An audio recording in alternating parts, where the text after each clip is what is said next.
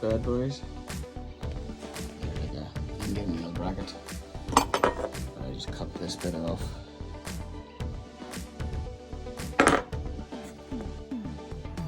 Just got the Dremel, cut that bit off. And these bits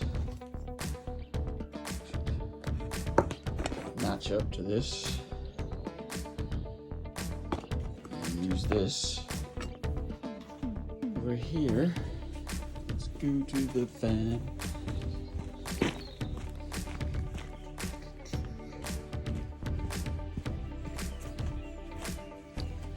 I think this will work. This part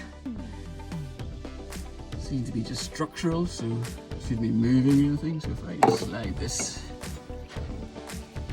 in here, there's a retaining nut in there somewhere. This is just about perfect. And then the mud flap should just sit there, hang down, no drilling, no messing about. There's got a wee nut in there somewhere, just to secure it from coming out. Should work. We'll see you next time.